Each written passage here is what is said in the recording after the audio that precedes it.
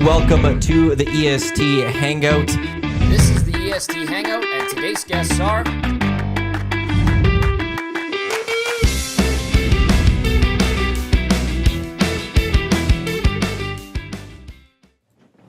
It is the trade deadline edition of the EST Hangout, presented by White Claw Hard Seltzer. Matt Iwanyk, Tom Gazzola, Jay Milne, EST Glue Guy are here. You're just trying to read this.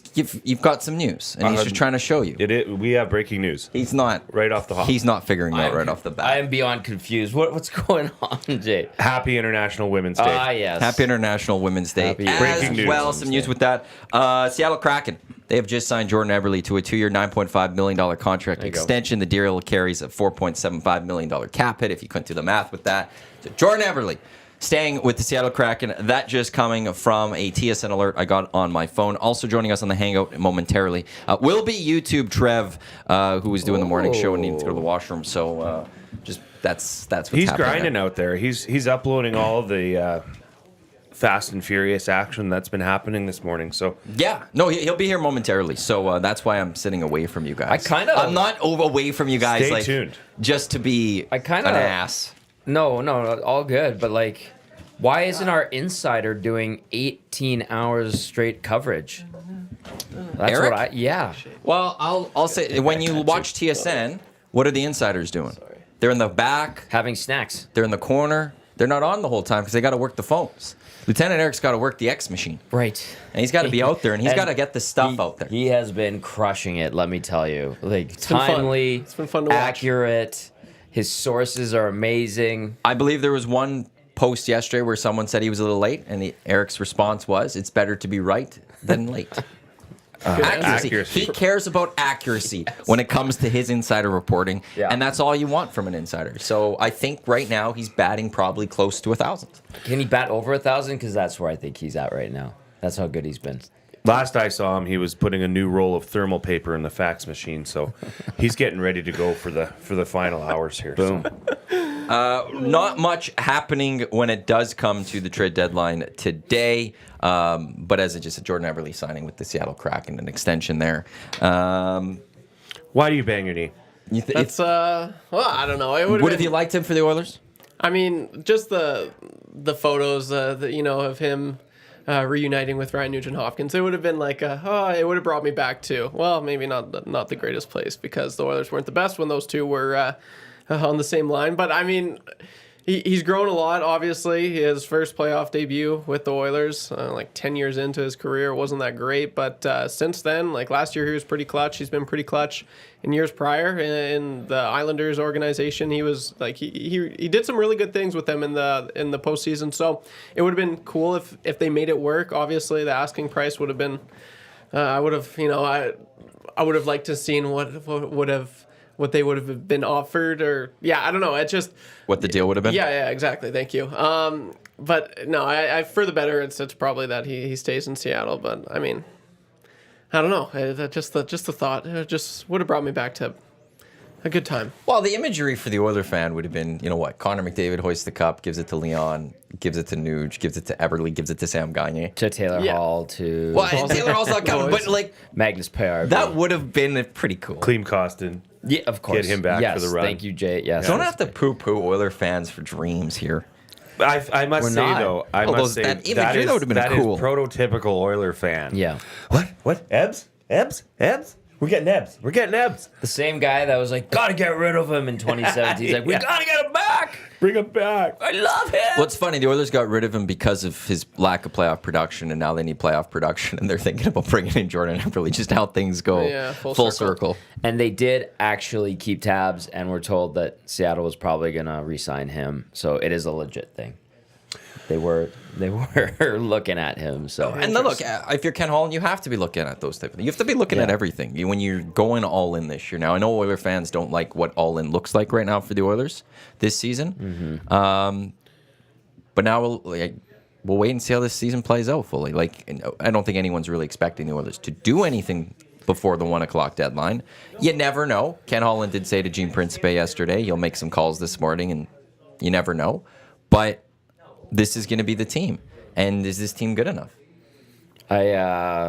put in a little query, and I said bargain hunting today, and the response I got was prob not, nothing cooking. Don't even have the time to say probably not. Just prob not. That's Prob like not. the worst. Like GG, good game. Just a Yeah, good game. GG's, baby. GG's. Bruh. Oh, no. GG's, bruh. The GG's, bruh. Greg, yes.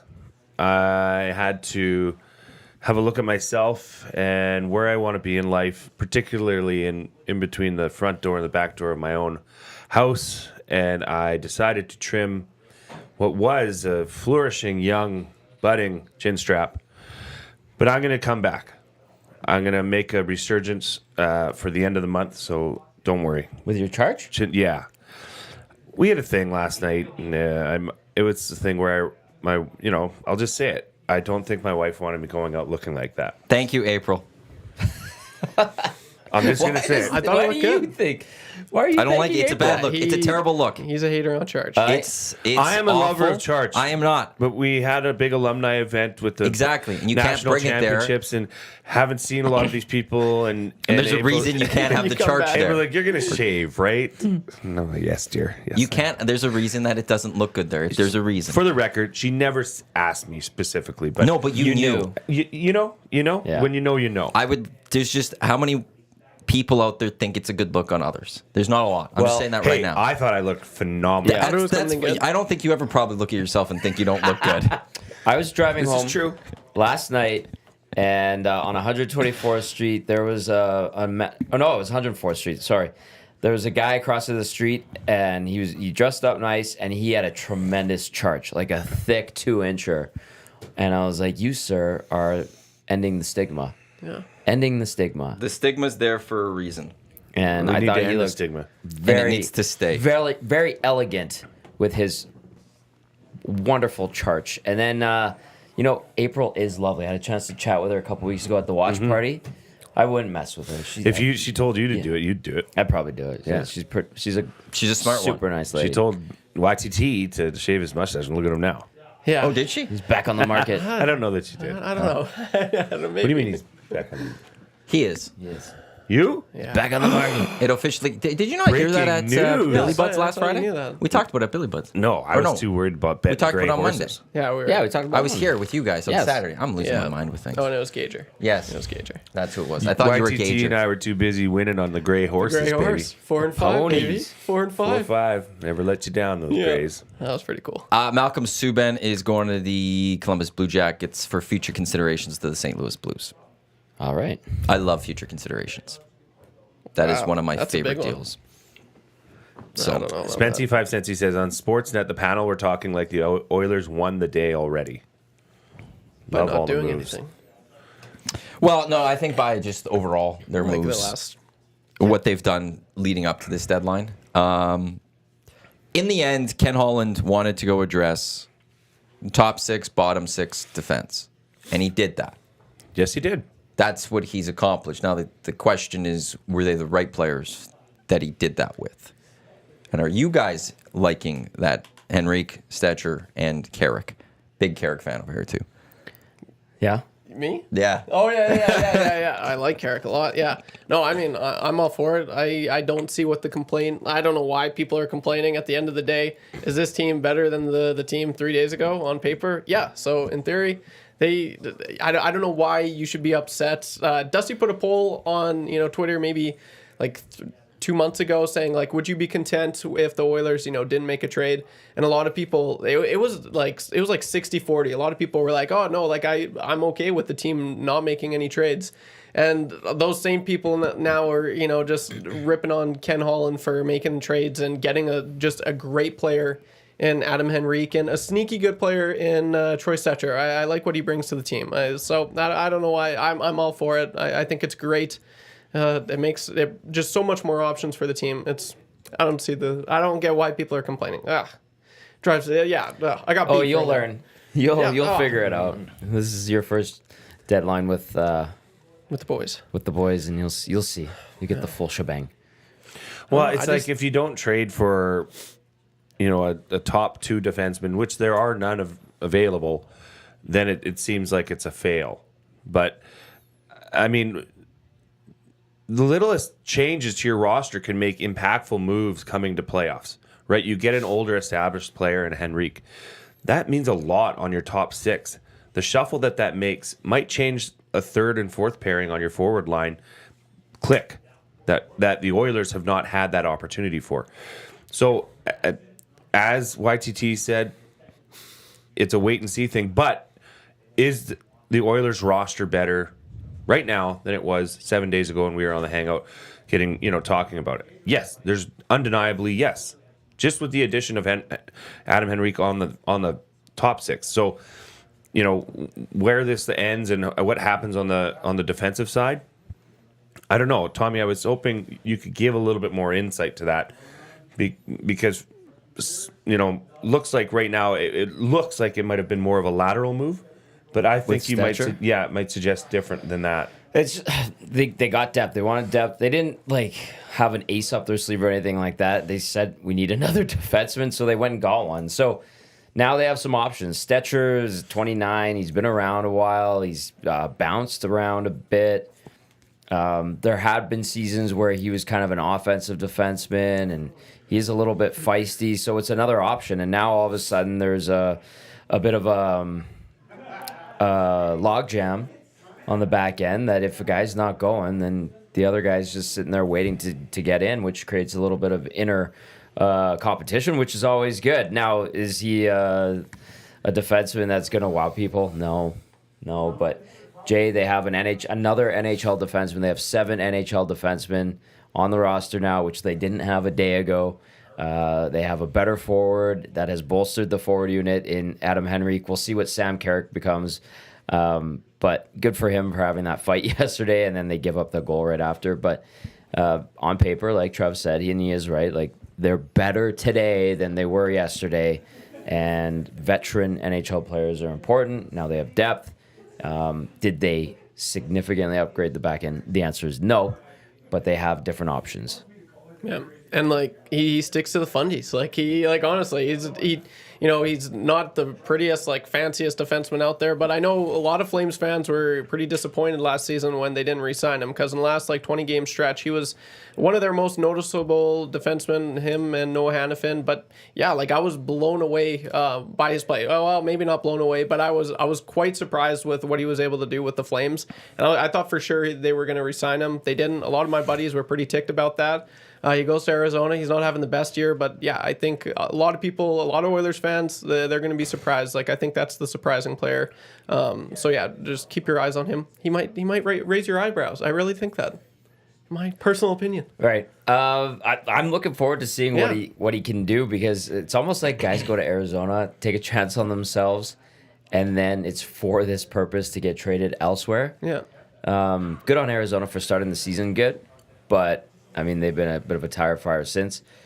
But is it not fair to say as well, if you're a player like Stecher and you just got traded to a contending team like the Edmonton Oilers, does that not boost your confidence, boost your ego, and say, okay, they want me on this squad? Now it's time to wheel up, right? It's not even they just want me on the squad. It's just I'm going from a team that's well out of the playoffs to a team that has a real legit shot at a cup. Not just playoffs, but actually has a legit shot at a cup. And I might go win a ring. And you're playing with some of the best talented players in the NHL at moving the puck up the ice. So there's also that. There's got to be some level of confidence. I mean, from what I've heard, he's a wiry player. He's a scrappy player. Yeah. Now, the name is escaping me, and I've been trying to think of it for the last 2 minutes while you guys have been talking, but the Oilers defenseman that was a local guy, blocked all the shots. Chris Russell. Is he like Chris Russell-esque, could you say? He's bigger than Chris Russell. He's a right shot.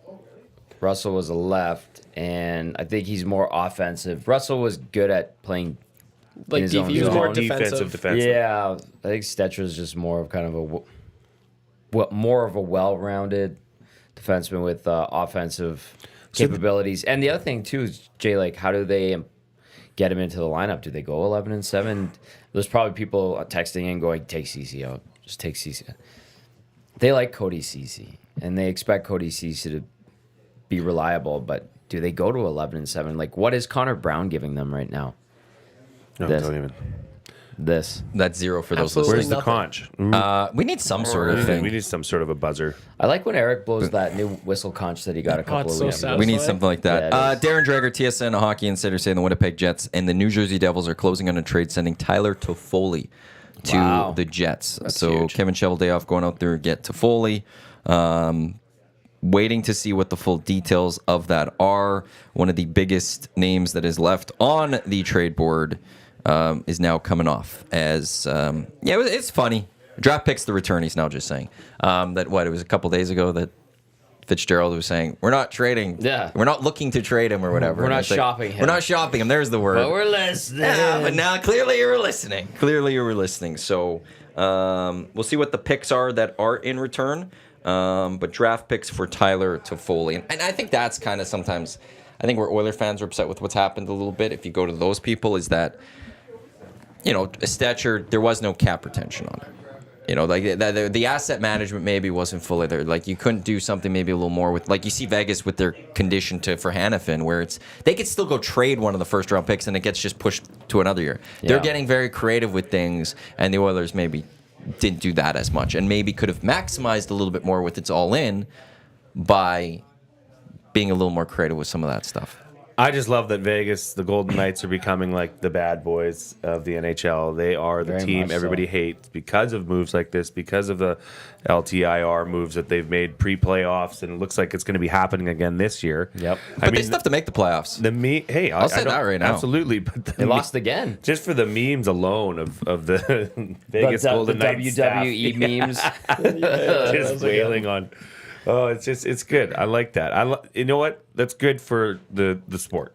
If there is the bad bad boys, guy, right? yeah. That's always good for creating rivalries, which we don't. Sorry, Tom. The Edmonton Oilers don't need, especially with dare the you. Golden Knights. Sorry, I used to play shinny. More teams need to do this. That's what it is to me. Right. It's like they're playing chess and everybody else is playing Yes, checkers. and they're I complaining agree. that you're playing chess. It's like, well, go play chess. Yeah. Yeah. Bar's Go been do raised. it. Bar's Like been go raised, and yeah. the league won't allow it. They'll change the rules. Okay, well, wait till they change the rules. Do it until the league changes the rules. They're getting away with it. Tampa got away with it. Get away. Go for it. Stop sitting on the sideline and do the same thing. Don't whine about it. I'm looking at Toffoli's stat line here. He's got 44 points, right? And people, I'm sure there's some that are going, why didn't they get Toffoli? It would be perfect. Adam Henrique has 42. Yeah. Well, why couldn't you go get both then potentially? Nailed it. I'm kidding. I want it all. I believe that's a famous Queen song. Well, all in fans want more. But I understand that. It's like, but there's a fine line, right? And I don't disagree with fans wanting more at all. I'm not against that. I just want to preface this with that. But there's a fine line between getting and wanting everything that's out there, all the big names, and then getting the right guys to complement the guys that are already in place. And that's what the Avs did a couple years ago really well. They got Lehkonen, Cogliano, and Manson at the deadline, or leading up to the deadline. And those were the pieces that slotted in and elevated that team to a Stanley Cup champion.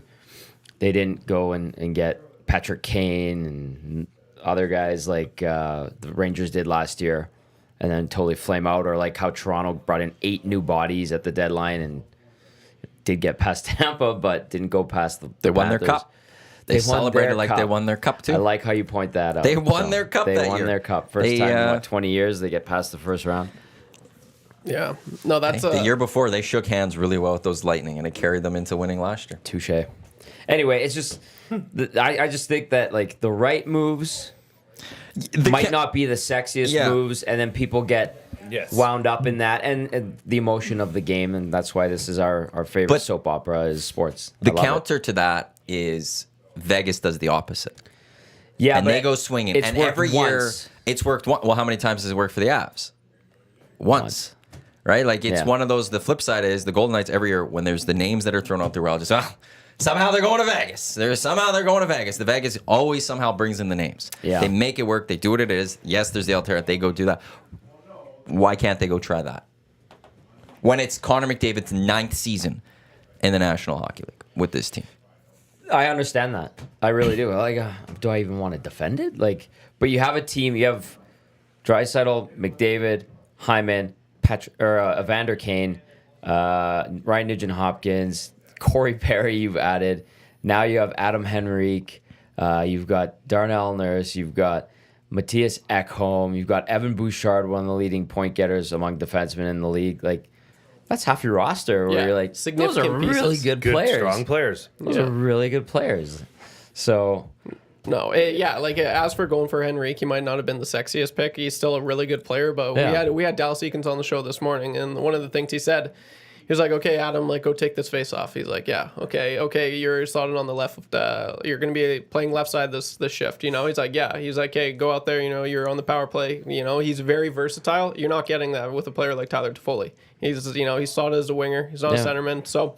Might not be, he's the positional need. You know, he's very versatile, and that's something that the Oilers had to look at, and they did look at, which is why, that was the guy. That was their guy. So, yeah, I'm so for it.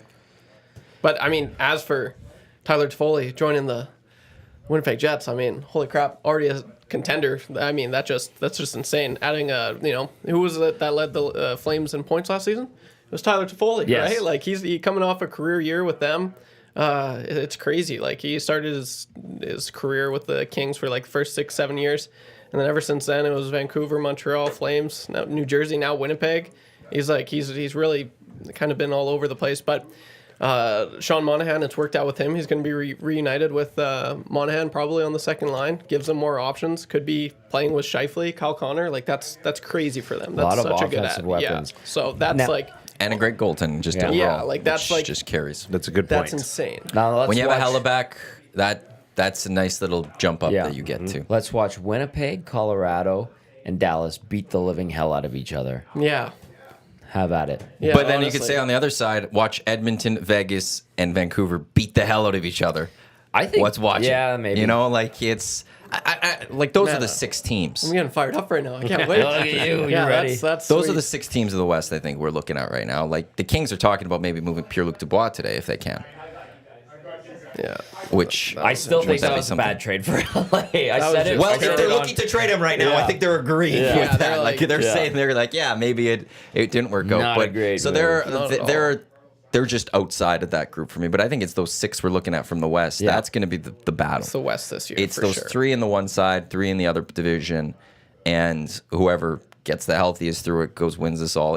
This trade deadline's reminding me of last year, and it's going the way I thought it was going to go from last year, because last year the East loaded up. It was Yes. the East trading away all their Arms picks. race. The East was trading away first of last year and this year, and I was like, okay, well, the West isn't doing as much. Next year it's going to be the West that's going to start doing those things, and so far right now the biggest moves coming out from West, and they're loading up, and we'll see how this fully plays out. This is the EST Hangout presented by White Claw, the hard seltzer that started the wave, made with refreshingly real flavors for their iconic taste. White Claw, the difference is clear. Matt Iwanyk, YouTube Trev, Jay Milne, Tom Gazzola with you here on Edmonton Sports Talk, live on iHeartRadio, on TuneIn, on YouTube, EdmontonSportsTalk.com. We've got trade deadline coverage of the Hangout until 11 o'clock, and then an extended Oil Stream edition from 11 until maybe 2-ish.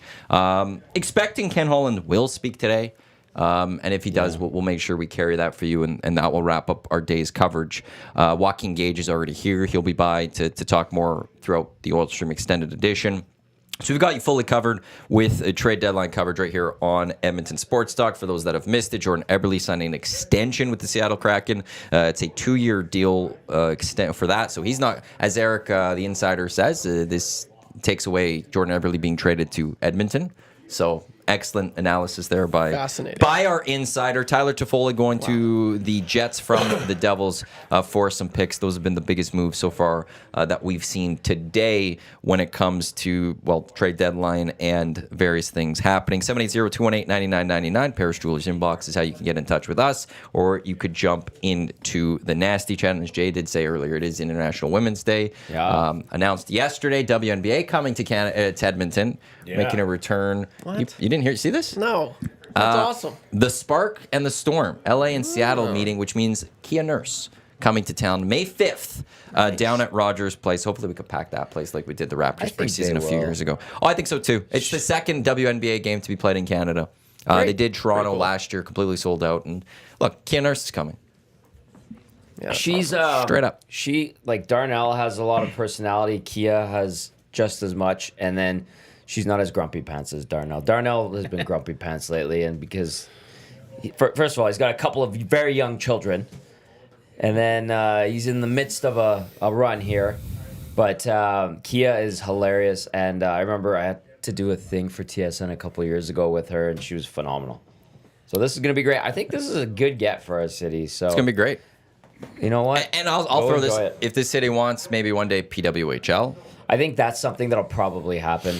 you got to go Yeah. support this one. Show that this is what you want, and then it'll make it look a little better. I've heard some rumors about another smaller, like 5,000 seat arena downtown for the Oil Kings and maybe a PWHL team. Someone floated that out to me. I would be stunned if that Yeah. happens, because if you're the Oilers, you want to fill the dates at Rogers Place, and if the Oil Kings leave, all of a sudden you have to fill another 30 dates in Rogers Place. Yeah, I know, but So it was like it was a I'd good, be good I'd be very source, too, and I was skeptical like, of that one. Really?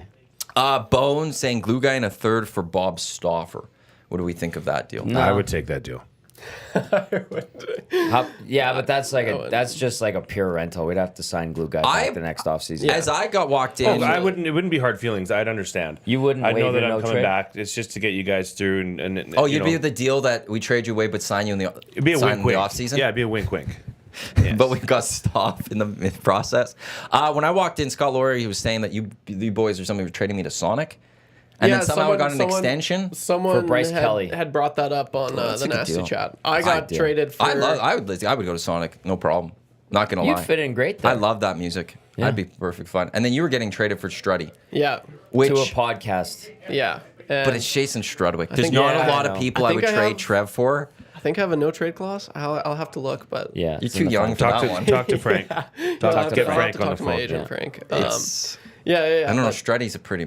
Yeah, people. I mean, that was That's like I'm like asset management. if I have the same trade value as That's Struddy, the I'm point. like, yeah, that's cool. Now, yeah, send it over. how would Shoggy use Trev though?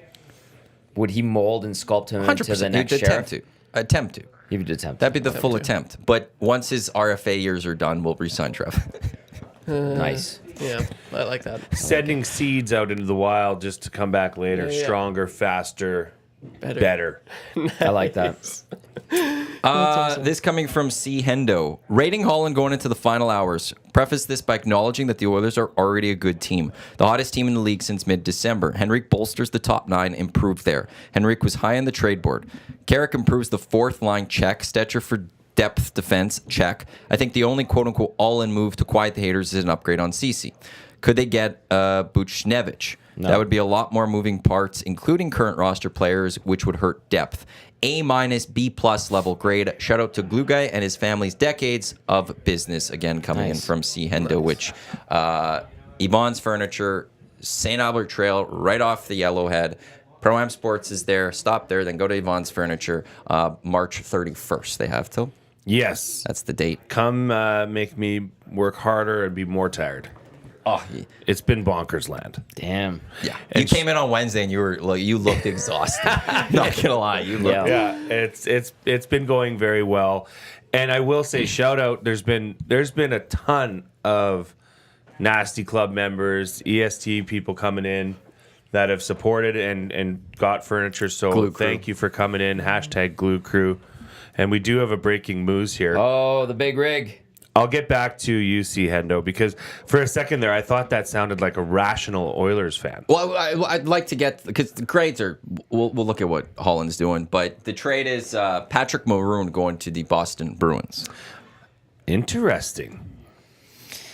He's a good man. He's got the deal. rings. Don't mind that He's for got the V's. rings. I like that. I like that move. I mean, He's a Boston type of player, isn't he, Yeah, he? he he is. fits that He mold. is. Yeah. If you see Patty Maroon going to Boston, you say, okay, that's a fit, Yeah.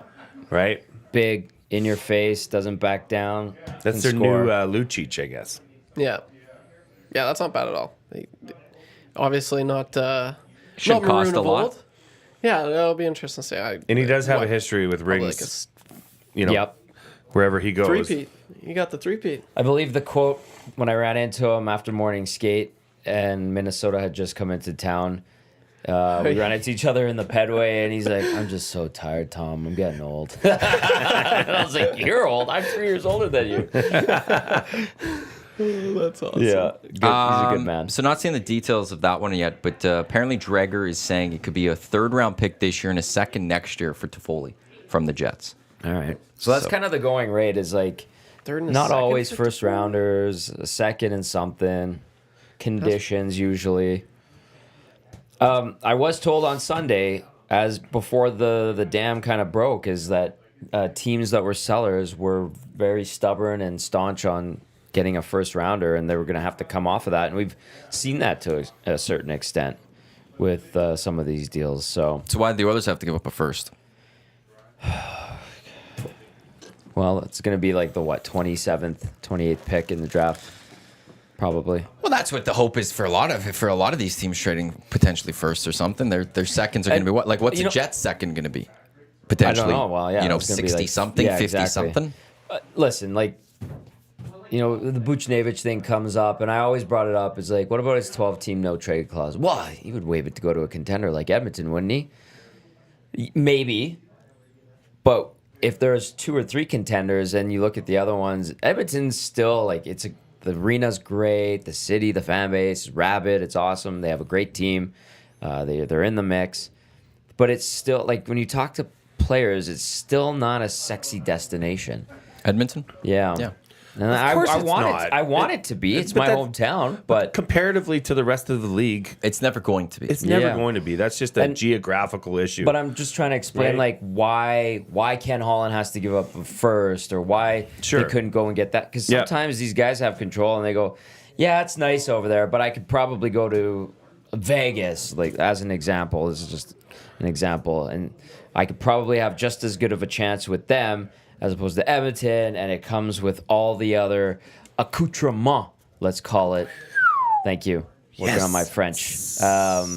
Sizzling That hot. Edmonton just can't provide, and it's still a thing. It's still a thing. Unfortunately, you hear players talk about it, and that. So I'm just trying to provide absolutely a bit of a reminder, and I'm not using it as an excuse, but that does play into effect. Not everyone is a Norseman, like, Ekholm-esque person that embraces this climate and where we are and wants to build a family here. It's just a fact of the matter, and that's just the way it is. It's funny to me though that because I don't believe a lot of these players stay here year round. They don't. So you're coming here for 2 months, you're gonna get your money, and you're gonna get a shot at a cup, right? Like, what's the big deal with that? I mean, is that? I mean, you can't go to the ocean, you can't go to the outlets and get your Louis bag. I mean, you can Sure go to you West can. Edmonton Mall and the outlets by the mall, by the airport, but like it's They don't that. need the outlets. These guys, they just go to the main stores. Yeah, They're not But- shopping but at there- the there They is- send them stuff. Yeah, they're not dealing with the outlet stuff. That is part of it, man. Like I remember, this is an old story, but it kind of reminds us. I remember when Craig Conroy was in Calgary, and they asked his wife about the move to Calgary before, when he got traded. I think it was from St. Louis, and I guess his wife was crying because she looked on the map. She had no idea where Calgary was, and when she saw how far north it was, she was like, "Oh my god." Then she got there and she realized this is really nice. Like Alberta is really nice, Calgary's really nice, and that story sticks in my mind because they fully embrace Calgary. He's the GM now, so that's still a thing. That's not everything. It's still a thing though. Anyway, that's just the story, a little anecdote. And Camrose Chris, the name of the store is Yvonne's Furniture, 12938 St. Albert Trail. Boom. Come by for discounted furniture as we are closing the doors March 31st.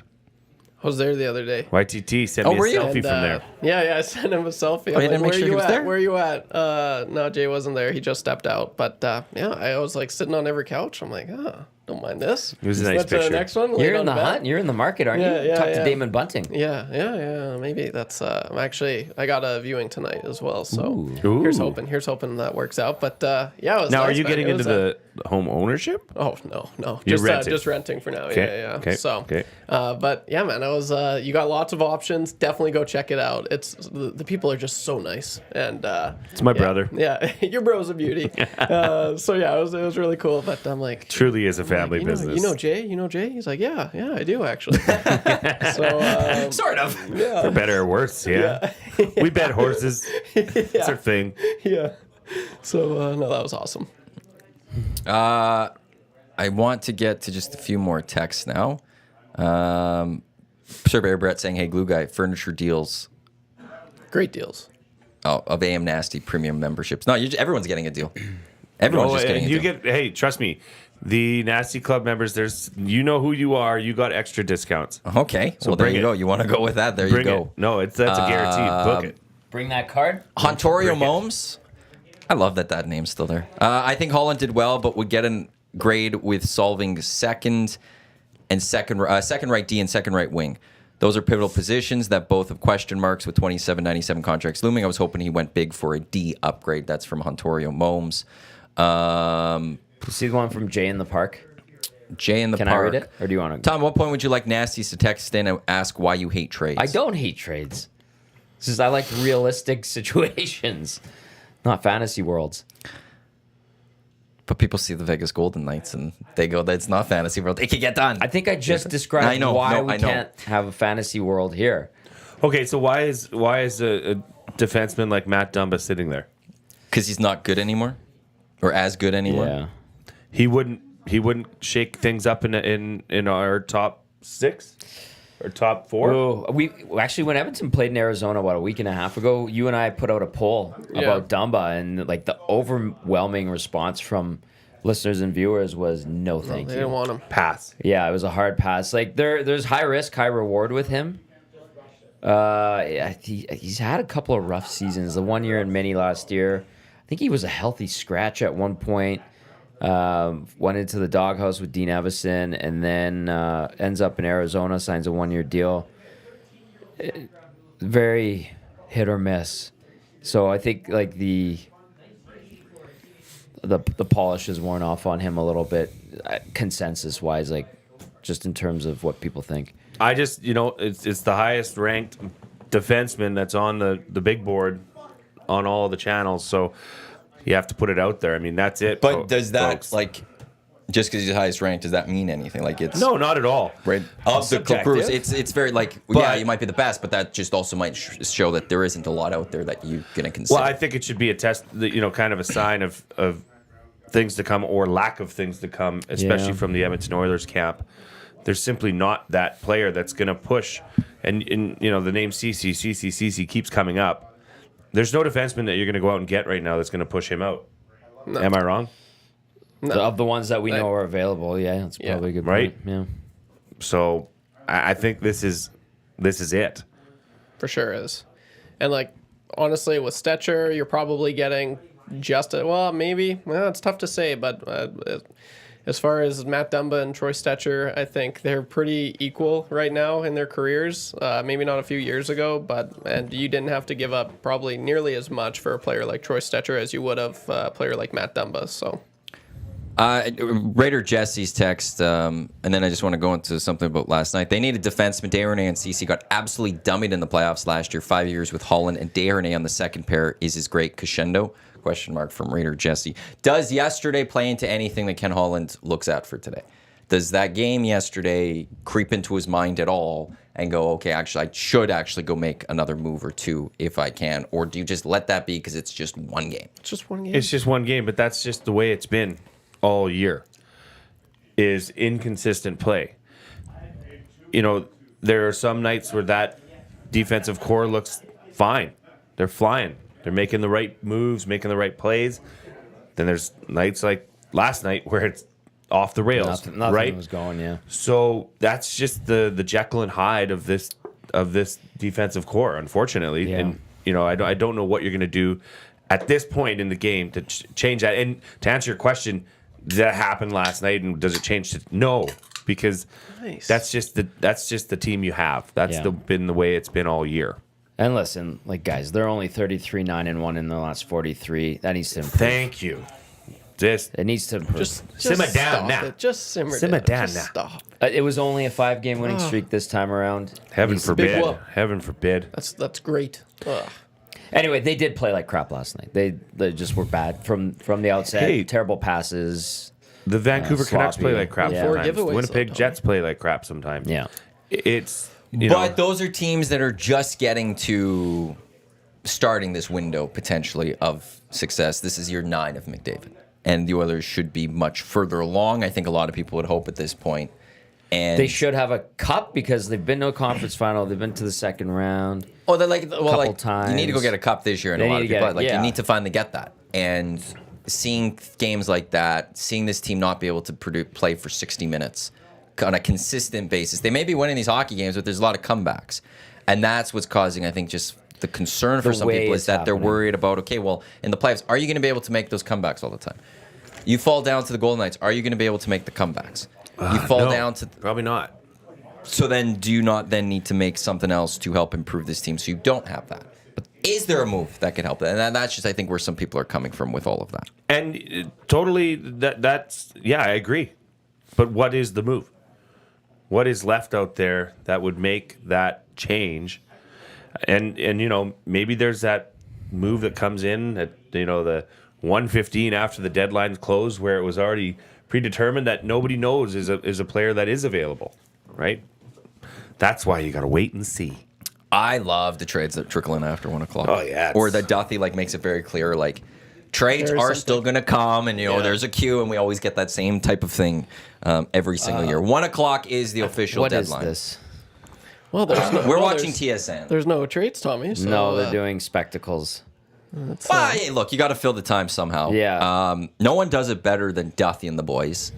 They always fight. I saw the video again from last year of Bruce Boudreau firing up the boys with That his was whole swearing and all that. And He's it a was very like, nice Yeah, man. that was great. that's some solid stuff. This isn't that. Any This isn't truth- it? Is that what you said? I don't know what this is. This is Any we don't truth have to the audio. rumor that the relationship that Dusty Nielsen established with Bruce Boudreau in Davos at the Spengler Cup would have resulted in Bruce Boudreau being on our trade deadline day coverage, or is that just hot talk, as they say? Well, Bruce Boudreau hasn't been on the show in 2024. He had him on prior to going a to fail. Davos. They were in Davos. They were there Yeah. together, and we haven't had him on the station since. So Dusty did not make a good impression with Bruce Boudreau, is my opinion. At least we had a former Ducks coach on today. I'm not a fan of that one. That's Of him. I'm not a Dallas Aikens fan. He's a fraud. Whoa. He absolutely is. He is the Interesting. Fire. best I don't mean for used car salesman apologies. be He's the best watching right used now. car salesman. He knows what to say to convince you that he's the right guy. He knows how to he finds guy. that spot and tells you the things you want to hear. That's salesman in general, not just used car salesman. He does it in a worse way though. I straight up because through 2 years we saw it here in Edmonton, and I remember sitting at the final press conference where he was getting fired, and I was like, oh, I feel bad for this guy because he started doing it again. He has that mist. I don't have time for him. Man, I that's- understand. That's funny. I have other reasons. Now, to I've been monitoring the nasty chat, and there's been the same recurring thought. What's And happening? Tommy, I'm going to put you on the spot. Go for it. There's a narrative that the Tyler Toffoli trade would have been more sought after than the Henrique move. Can you explain your thoughts on why you think the Oilers circled Henrique as opposed to going out and getting a guy like Toffoli? I mean, we saw their stat line. Yeah, they're very similar. Comparable. 42 points and 44 points. I'm assuming it had more to do with preparing and leading up to this because you knew the Ducks were out of it for quite some time. And up until maybe like last weekend, New Jersey was still in the mix, and they were maybe going to be a playoff team. That clearly hasn't panned out. So Edmonton may have been preparing for Henrique and his versatility.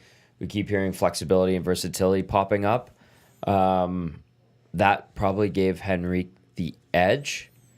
And that's my assumption on this. And going into the playoffs, would you not say that's like it's a more quality, A more coveted aspect to asset. think, Yeah, I to think have? so in general. Yeah. I would think so. YTT said, "Yeah, you go play on the left wing. He's ready to go. Go win this face-off. Yeah. Ready to go." That would be Toffoli my doing best that? guess. No. Not at that level, No. anyways. He's a scoring right winger. Right. And a good one. So you heard Yeah. it from the horse's mouth. This is my interpretation of what happened. The horse's mouth says Henrique over Am I Toffoli a all gray day. pony that you put money on? Oh, you'd be gray. All right. You'd be gray as YTT's sweater. Boom. Thank you. The Buffalo Sabres have traded their captain, Kyle Okposo, to the Florida Panthers for a conditional 2024 seventh that can turn into a fifth if Florida wins the Cup. Wow. That's according to TSN's Darren Dreger. Wow. It's a big one. That's not trading a lot for your captain. This was 2015. I'd be freaking out right now. That's Yeah. not bringing a lot in for your captain. Yeah, but he's old. Yeah. What's his stats this year? Give me a second. I don't think The fact that it not just good. broke on Trade Center and it's already not on the main screen. Oh, they're still doing this. No, they broke it. They said it. He's 35 years old. This season in 61 games, 12 goals, 10 assists. So for 22 points, +1, and 32 penalty minutes. Depth ad for That's not bad. Right shot. character guy. Good character guy. Big body. Yeah. I don't mind that. Yeah. Nothing too much there, but So, now we're at the spot where is it Skinner and Pickard? That's Yes, it. that's it. That's it. The only There's no reason that changes conversation. is an injury. Yeah, Knock on wood. that's drywall, but I get it. Solid wood end tables from Yvonne's Furniture. There you go. These are They're lovely. not. They're not real wood. I'm sorry. I thought there's a stud somewhere. There's a stud somewhere back here, Yeah. The play of those two goalies over the last 2.5 months has really put that goaltending priority lower on the list for this team. Yeah, I would say if this is the pair you have going in. I think it's more so also how Pickard is played. That they didn't have to go address getting someone else because even just a backup type thing. That they can trust that he could pick up the games the rest of this season that he's going to have to play in because there's a lot of back-to-backs still. Allow Skinner have those days off, and then you're running with Skinner again in the playoffs to see what happens. And ultimately, like if you were needing to replace Skinner this year, who are you getting? Have we Like, even seen there's a not. goalie move? No, we haven't, I don't think. And the question is, like, Markstrom, would he move? Is he going to be moved today? We'll have to wait and see. I also still just stand by that I think Dusty said it on Two Guys yesterday that Craig Conroy should be fired if the Oilers offer the best package, and Craig Conroy doesn't take it. If roles were reversed, this is what Oiler fans would also want. Like if you were in the position of the Calgary Flames, you're not helping the Edmonton Oilers win a Stanley Cup. So you weren't going to get probably Jake Markstrom anyways. But yeah, we haven't really seen a goalie move. So yeah, you're rolling with these two. For me, I'm not 100% confident Stuart Skinner for the playoffs because of last year. I just need to see it. But if he provides, based on last season, just above average goaltending, which is he's doing that better right now, they'll be fine. I think this team. with, he's a year, you got to think, a year more experience now with Stuart Skinner. And he's the guy, when his stick broke against the it was against the Kings. But did he not keep that stick and he has it in his room or something like that? Did he not say that? He kept it, yeah. He kept it, right? So put it on his wall or something like that. Yeah, so like he's hungry, right? He's wanting to prove that he's the guy, and I really think that he can be that guy. We've seen it at times, as fans, observers. When push comes to shove, he's looked good, and he's not gonna steal you a game, 10 out of 10 games, but he's gonna give you his best effort every night. And he's just I love Stuart Skinner. I've always been big on him. I see it. I've seen it for the last few years. The eye test is there. I'm so for it. I'm confident in the Oilers goaltending. I really am. The eye test is there because you look identical to him. Yeah. You do Not see him. anymore. No, I have never looked at it. I've got brown eyes, blue eyes. It doesn't make it. It's never. He's got long hair. I've never You had don't long wear hair. big hats. I don't have the big hat. Yeah, no. Not yet. Not yet. Well, maybe we'll see. I do get that a lot. This just coming down. Evander Kane's been fined $2,500 for unsportsmanlike conduct during last night's game. Anyone know what he did that earned $2,500? Jay was showing me that. I'm trying to remember what he did. Maybe he said something. Do you remember anything? There was the one clip they had of him when there was the penalty that was taken, and it looked like he was like lipping off ref or linesman. That might be it. So then he would that's have to all say something pretty bad, though, because Yeah, that's all I saw. Yeah. you don't He see had to that have too said often. something. Like, pretty Yeah. bad, Yeah. I would say, for them to find, because people say stuff all the time. Yeah. Send in your guesses as to what Evander Kane saying on the nasty chat, or hit us up on the PJ inbox 780-218-9999. Nice. Nice reset there. Yeah, that's Thank good. you. Nice. Thank Good you, work. guys. This is the EST Hangout Haven't even presented done that. by White Claw, our NHL trade deadline coverage special. Tom Gazzola, Jay Milne, EST Glue Guy, YouTube Trev, Matt Iwanyk with you here, taking you up until 11 o'clock. We're now less than, what would that be, 3 hours? Less than 3 hours to the trade deadline, but the oil stream will be on earlier, 11 o'clock, extended edition, as we'll just continually give you coverage of the NHL trade deadline today. Also want to remind people that coming on Monday, it's day one of qualifying for Fly Away with EST, our trip to Las Vegas, round trip for 2, 3 nights accommodation, 2 tickets to Cirque du Soleil, YEG Edmonton International Airport, and us and Las Vegas have partnered up for this, a chance for you to go to Las Vegas. We'll be qualifying people. You'll have 4 chances, Monday through Friday, 1 every Hello Hockey for the next 7 weeks. All you have to do is be listening for the keyword, text it in, and you'll go, potentially, we'll give one of you a call. Well, we will be giving somebody a call once a show, and that person will go into the big grand prize draws. Well, then April 26th, is it? April 26th will be the grand prize draw, where one of you will be off to Las Vegas, thanks to Edmonton Sports Talk and YEG Edmonton International Airport. So that gets going on Monday right here, only on Edmonton Sports Talk on iHeartRadio, TuneIn, YouTube, EdmontonSportsTalk.com. Big week at EST because we've got the golf show coming back that weekend. We'll be in the midst the of 28th will be the golf playoffs. show. We'll be giving away a trip. Oh, Vegas. We had a good time there. Nothing fun ever happens there. For those that were listening to us at Edmonton Sports Talk, you'll know how the keyword contest works. For those that don't, well, it'll be very simple. When you hear the keyword, text at 780-218-9999 and stay by your phone, because we'll be calling you or potentially calling you in just a few minutes. And if you are the winner, you could travel at any point in the next year. You just have to book it within 2 months, but you could plan for it for whenever in the next year. So it's not like, hey, you've got to fly out August 2nd through the 5th or whatever. It's no, you get to plan it, you get to book it, you get within a year to travel, 2 months to book it. That's huge. Huge. Edmonton Sports I was Talk, gonna giving that say away. Huge. That is huge. Any idea what the first keyword's going to be? I know all the keywords. Of course you do. I wrote them out. I know. Somebody has to write them out. Did you write them out at the old shop, No. or was that the? No, I was promotions. We always, and team, that's why, yeah. like, I got Eric to review them because sometimes we had words there that just made no sense. And Yeah. we're like, these are the stupidest words. One time we had, me and Eric were trying to think about it yesterday. I think it was text. So it was text to 780 or 10-1260. Text. And it was just like, this is the dumbest keyword. Why are we doing text?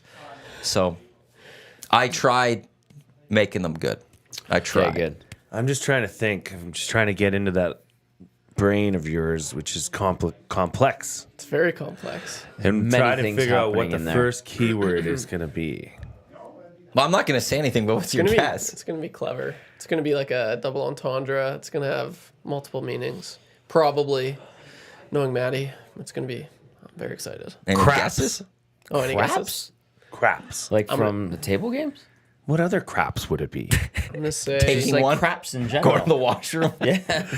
Multiple craps. That would be up the deuces, Tommy. The deuces. The deuce. Ooh, deuce, maybe. Let's get away from the poop talk. You're the one Todd, that brought it up. Todd via the inbox says, with the additions in Edmonton, they're now easily the deepest team in the league at center. They could conceivably run. They wouldn't, but could. McDavid, Draisaitl, Nugent Hopkins, Henrique down the middle. Todd.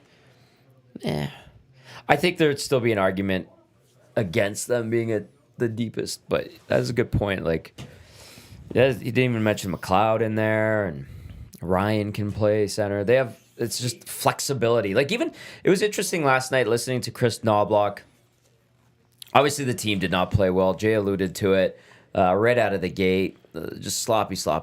Neutral zone was bad. Turnovers in transition, yada, yada, yada.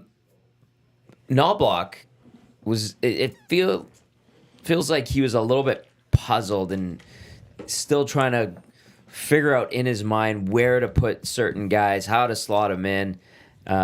Just kind of like sensing his tone when he was asked about having this injection of 2 new players and trying to get them in, squeeze them into the lineup on a team that had just rattled off 5 straight wins. So a bit of a feeling out process. Hopefully it goes relatively smoothly here, but that was something that kind of stood out to me listening to Chris Knobloch after the game. Does it concern you how quickly he's turned, like he's already gone to the quickness of putting McDavid and Draisaitl I think he did that because he was scrambling to get back in the game. And they got that goal early in the second period, and they could never recover. And it because like coaches here, they're noticed just it right all away. falling into the same trap. Which how is can you not? How can you not? Because this team doesn't win that way. Like, the way he was rolling out those lines, that was a terrible first period. He tried to create a spark, got it early in the game, tried to stick with it. It didn't work. Yeah, it's something that's noteworthy, but I don't know if I'm losing sleep over it. I get that, like, there's frustration in stacking the first line, but if you're in late and you gotta, or what are you gonna do? Like, that's what teams do. So just an example, like, this is kind of, I don't know, just thinking of it. If you're Team Canada, in the Olympics, you're down by 1 goal. Are you gonna put out, you're gonna put out your Crosbys. You're gonna stack that line, right?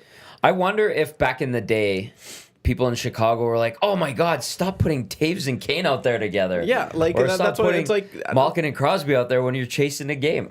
The frustrating part to me, if I was a fan, would be like, why are they chasing the game? Why do they need to be stacking these guys up so much and so quickly in games? And that would be the frustrating part. I guess the frustrating part is like, it's you're not starting the game with them, and it's like, okay, so this is the default option. This is what we're going to do to score. So it's like, why don't you just start the game like that anyway? If that's what the best way, the best route is, and so I get like that frustration. So maybe just start them. Maybe honestly, and like just watching lately, like Leon's. His giddy up and go has been way, way better when he's been playing with Connor McDavid as of late. Like, he's been skating way more. You can see it when he's been, center. Doesn't matter who's on his wing. He's a lot more sluggish. I haven't noticed that nearly as much when he's on the same line with Connor. So that's a fair point. Yeah. So it almost, I don't know, like people are like, what's wrong? My mom, I went and visited my parents last night. My mom's like, what's wrong with Leon? And I'm like, I don't know. It just feels like he's trying to do too much Connor stuff. Can you say that again in your mom's voice? Tell me what's wrong with Leon. Thank you. I'm like, well, he does have 76 points now or whatever, but yeah, it's just, I don't know. I just watching him at times, I'm like, is he trying to be like Connor, try to take it all on, do Connor things? Be Leon. Be Leon. He's really good. Leon gets 50 He's really good at being every Leon. year. Yeah. Yeah, it's good to be He's Leon. a tank. There's your new boss, YTG. yeah, I'm looking at him. He's doing a hit from his hotel room. I don't know. Yeah. You'll be there That's not next bad. year. Good work on him getting the TSN stuff behind him, though. Tell you. That's Dave Parker for sure. That's really well done. Parker, the best videographer in the country. I think. There's some great ones, but he treats takes it to Ryan another too level. well. Yeah. I've filled in for him like you have, and it's just like, here's your microphone. It's all turned on. It's all tested. You literally don't have to do anything. He does it all. Ryan's coddled. He has it fully figured out. Yeah. Like, that grab the mic, like, okay, test 1, 2. I've already done that. Maybe we should propose a trade for Parker. I would take the I Cobra in a would heartbeat. trade a first rounder and a second rounder. I would and give a up on Well, prospect. let's name names. Who's on the table out there in that Well, room? Zach Dickham gone. Zach, easily. I feel like I'm out. You think You're already Zach out for Dickham Strutty, so it'd be tough. You think Zach Dickham would get? No, we it'd be need more. Zach Dickham plus. Yeah, no, we're going to have to give more. Yeah, Zach Dickham's just some he's a fresh GCs bebe. to Mr. Mike's, some Yeah. GCs to ANW, Yeah. some EST merch. I'm selling off Free as much golf. as I can. Yeah. Like, to get Parker, easily. Are you selling Lieutenant Eric? No, absolutely not. Good That's a answer. killer. No. Good. Yeah. No, the three guys we're out not there, there's the selling Lieutenant Gager, Dusty, and Eric, I can't touch. Those are untouchables. We could always So- wink to Zach Dickham too. No, like, Right? Like, get him back. Yeah. Get him back Yeah. in free yeah, agency. Yeah. Yeah, I agree. But no, we've got to do a lot to get. Like, so who are you gone? You're gone for Stoff. You're I'm gone gone for for Stauffer. Strutty. Have I been Zach traded? No, Zach's coming yet. a bunch. You're gone for You're Parker. untouchable. But we're going to Yeah, bring I you don't all know about back that. later. I So- hope they say that. Bullcrap. YTT, they say that. That's bullcrap. Parker's We'll get amazing. traded. I might be gone for Bryce Kelly, so it's all good. Yeah. Bryce is a good guy. You are too. I don't know. I actually don't know Bryce that well. I mean, As much as I've been in the industry. look at that top 6. Explain it. Name a better top six in the NHL than the Edmonton Oilers right now. Somebody will. Somebody's going to text him McDavid, right now. Draisaitl down the middle, Nuge, Henrique, Hyman, Kane. Okay, but the counter, I will say, what do we always talk about in the playoffs? The teams that are winning, what do they Look have? at the bottom. They Look at the say bottom six. You're rolling 4 lines. Look at this depth. Look at the production you're getting from the bottom 6. Can you sit there and say that bottom 6, it's the best in the National Hockey League? Depends. It depends. Would I say right now? No, but you could clearly say that top 6 is. I think that's a little bit more important than your bottom 6 rolling. I get it. You got to roll through the lines, right? But it really depends. Like, does McLeod play like he can? I mean, I think that's a huge, huge tipping point for the Oilers is if that, McLeod, name's escaping me now, Fogley. If they can get that going, that is a very, very powerful third unit. And then I honestly, this is the optimistic side in me. I'm Positivity's good. It's more of a glass half full guy than glass half empty. I would love to see Stecher come in and be a pleasant surprise. Yeah, something that gonna be. Maybe even his acquisition. Maybe Oilers fans will look back after this playoff run and say that his acquisition was actually more meaningful than Henrique. Yeah. What say you? The only thing I would argue with that is happens. also one way. If you're the Oilers, you almost don't even want him to play because your top 6 then played so well, and he doesn't slot in. If you're happy with the top, I see him kind of as a guy that's you could go with your 6 right now, and then he might slot in. Or is he who's coming out for Stecher right away? Conor Brown, go 11-7. I say that somewhat okay, but there is that possibility. Yeah. But okay, let's say it is 12-6. Who's coming out for Stecher? Or it would be either CC or Darren. So they're probably gonna start with the 6 that they have. Yeah. I think one way is for Oilers fans is that he's actually just a nobody for this team. That he's there for depth if there's injury or whatever, that he can be thrown in there. Larzy did text saying, Maddie, what was Jay's brother's furniture store called again? Looking for a sectional thank you. So it's not yours, it's your brother's now. It's fine. 12938 St. Albert Trail? Yes, sir. That's the address. Okay, I'm sending that to him. But I like how we called it your brother's furniture store. He is your business partner, though, right? Oh, yeah. It's a family business. It's all good. It's moved from being yours to, he's promoting his brother's business. It's as much his as it is mine. So he's not wrong. He's going to be the next star of EST. Yeah, my brother. Yeah. Scott? Scott? Sure. Bring him on. He's got this furniture store if you're looking for any furniture. Yeah, he's got a huge sale on right now, too. Boom. Everything must go. It is truly, literally, everything must go. Yeah. That's Store not closing. a joke. The folks. signs are up. The signs are up. Yeah. Portions of this hour of the EST Hangout are brought to you by the Hive Product Marketing, official merch partner of Edmonton Sports Talk. Thank you, Trev. Promotional products that bring the buzz. Check them out, thehiveproductmarketing.com, edmontonsportstalk.com. Go to the very top. It says Shop EST. We still have a little bit of merch available for sale, all thanks to our wonderful merch partner, the Hive Product Marketing, and Chelsea, who's done some amazing work with us and will do some great things for us when it comes to the EST Golf Classic, July 9th at the Ranch Golf and Country Club. Yeah. Boom. So right now, I mean, from what we're seeing here on the Nasty Chat, people want to see Stecher playing. Okay. And I don't think that's uncommon. But well, you bring in a player, you'd like to see him play. But he's here tomorrow. Can you mix it up? Can you put him with a player that maybe you wouldn't think you'd put him with? Put him with a nurse. See how that pairing works, right? Are you wanting to play with things like that at this point in the season? I think you have to if you want to find where this is going to work out, if it's going to work out, and you can slot him into For sure. I'd rather them, test those options now than in the playoffs. So, you definitely want to see what works and what doesn't. There's a lot of sit CC discussion. I don't know. I'd way rather sit Vinny. I don't know where this Desharnais love. There's a tug of war. It is, yeah. Right now, But I mean, I can constantly on my one hand, maybe 2-3 mistakes CC's had all season long. He had one last night. Yeah, he did, and it wasn't good. But Desharnais doubled that, from the get-go of the season to the game in Boston. He was he gives up the puck way more, and he's not nearly as fast enough to make up for his mistakes like CC is. CC's not the best skater, but Vincent Desharnais an even worse skater. So I don't know. I get he's bigger, he's more physical, but is he the smarter player? No. Does he have the experience CC has? No. I don't know.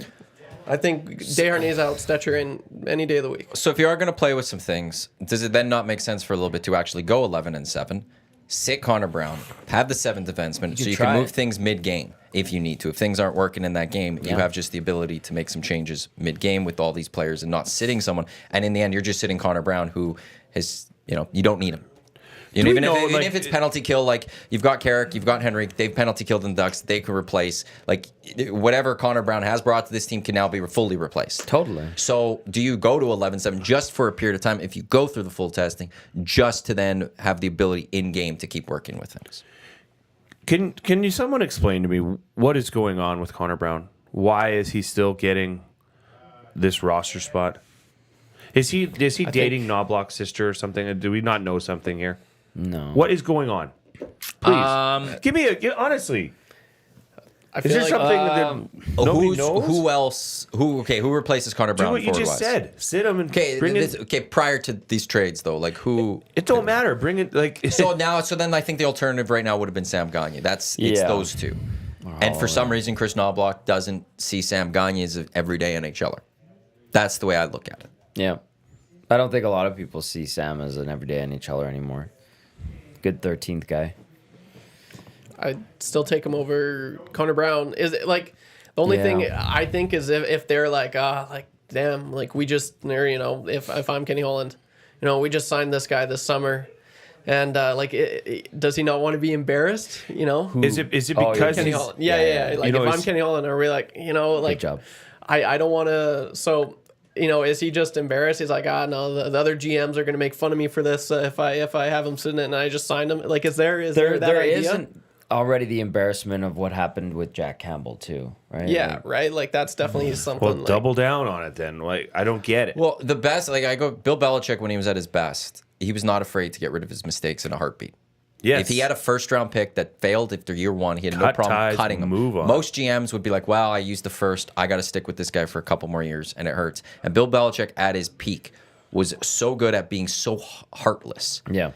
But he knew it was best for the team, and he didn't care about what he's done. It's now okay. It didn't work. Got to move on. Yep. And I don't think Ken Holland's a guy though that cares about what others think of him.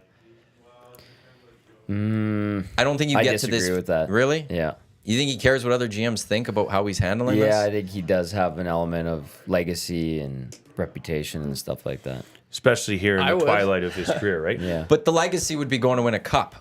That's bigger than how you handled Conor Brown. I know, but then there's also not just the GM. There's the owner. There's the perception. I think there is some of that. Well, we screwed up with the one. We admitted it with Jack Campbell. We can't do it again with this guy. But Daryl Cates isn't dumb when it comes to watching hockey. Daryl Cates can watch Conor Brown and go, this isn't working. You could have him in the lineup, but it doesn't. I don't think it changes the perception with the owner where it's.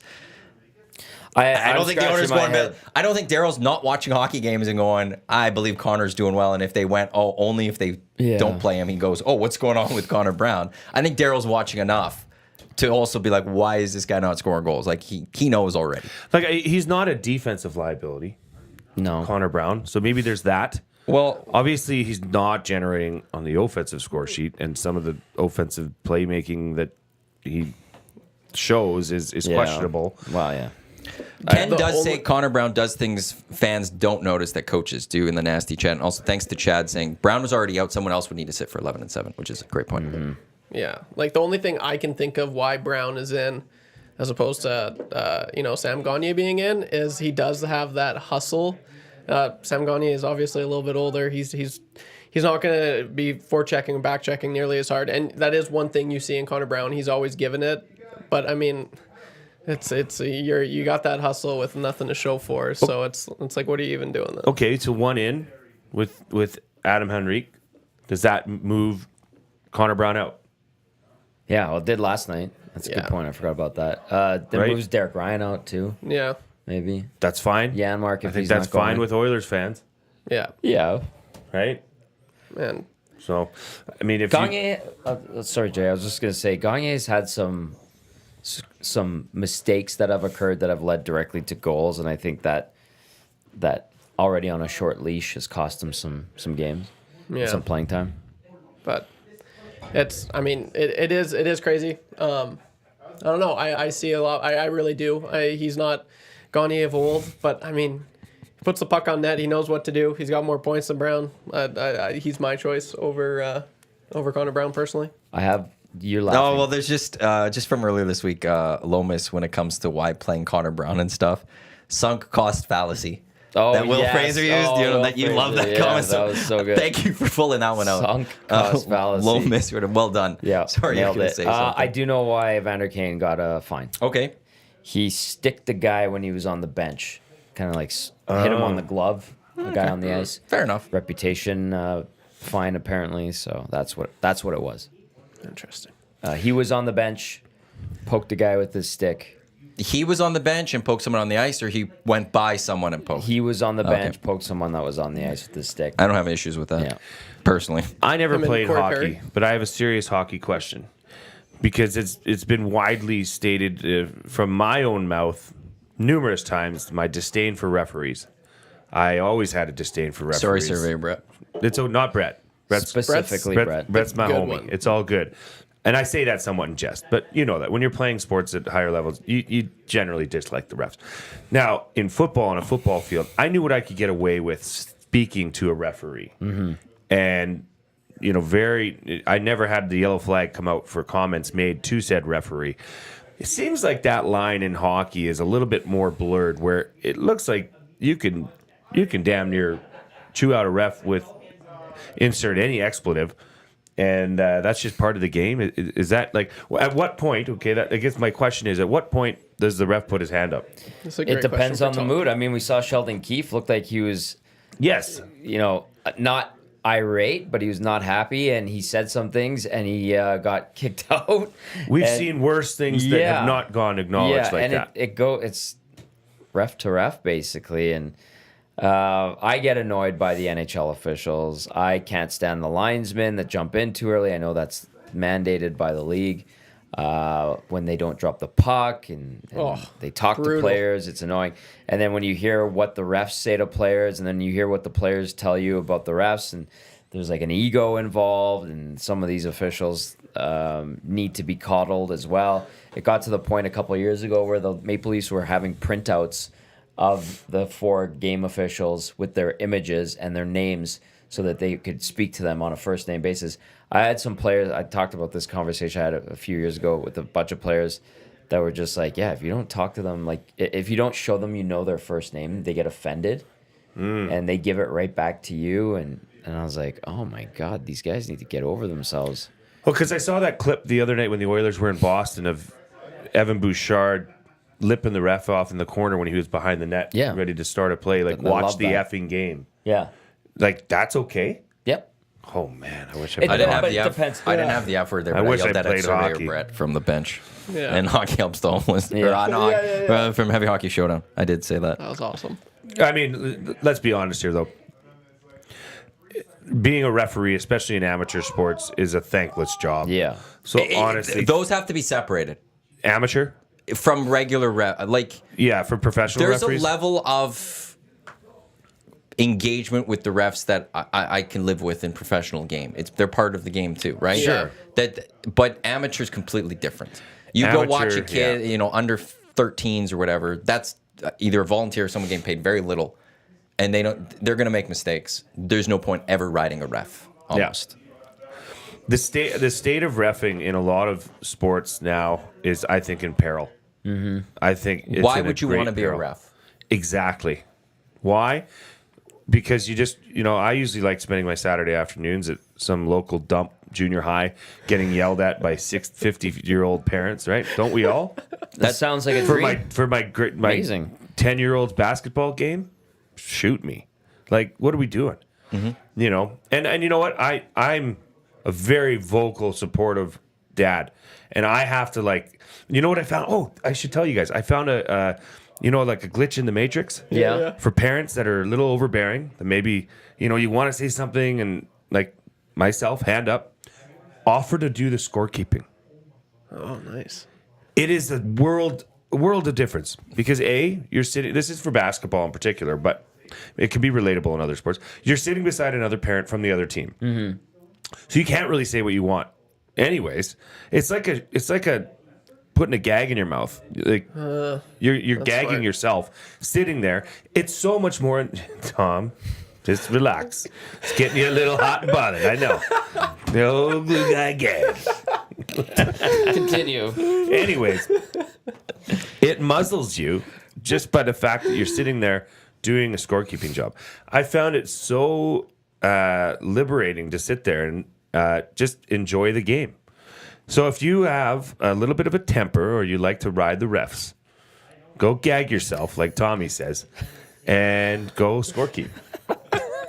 It's great advice. Don't put words Great in my advice. mouth. That's awesome. You're well. I'll put The a words gag in of your Tom mouth. Gazzola. The words of Tom Gazzola. Words right of Tom there. Gazzola, Surveyor Brett said, "Gag me. I'm ready." I love this. I'm gonna just go great. here with this one. Stoics99 says, "Guys, I literally started a podcast called All Refs Are Stupid. Give it a listen." I'm in. Sign me up. How do I get onto that? That's so good. Yeah. Anyway, Yeah, now I can't read some of these messages coming in. Tango says NFL refs are part-time. yeah, but they get paid. All NFL are refs, I think they just started over the last few years. Some are becoming full-time employees of the National Football League, but They're like contractors. they're basically. contract workers, and they're not. I don't think the entire league at this moment is full-time. Do you remember the Monday night catastrophe in Seattle with the one ref? Well, that was the touchdown? temp refs.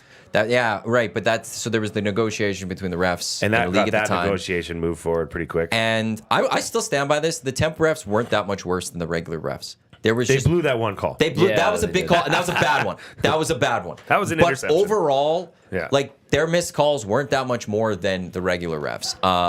But in the end, I think one of the big pushes at the time was to get some more full-time officiating. It baffles me that the NFL, with all the money that they have, don't just have their refs full-time. Yeah. And you go in this off-season, like it's continually seminar sessions, watching film, getting them better because of how much this league has. Dude, They have there's some. so many things with the NFL that baffle you with how much money Yep. they have and how little they put into, Yep. I I don't know where hockey is with player their needs, officials. development, They're- I think they're referee full-timers. development. Yeah, I feel like NHL officials are full-time. Well, because there Generally. was Not according to Tango. in the NHL. NFL or NHL? Oh, sorry. No, yeah, NFL. Because- I'm okay, wondering about okay, NHL. okay. I don't know about NHL because I remember throwing this out there one day, and I got a couple messages saying, no, they're full-time in hockey, I I'm think. pretty sure they are. And in the 90s, I believe it was, there was I think it was an official strike, or maybe it was late 80s. And one of the repercussions of the strike was they took the names off the back of the refs' jerseys. And that was kind of like an ego blow as well, because they used to have their names on Yeah, the They used back. to get cards. So, I I had the car. I remember getting the cards Yeah. of like the early 90s. Yeah. Where you could get ref cards. Did you ever get a Van Hilleman? No, Rob no. Schick, Oh, right. a young Who was Carey the Fraser. Tom Civic?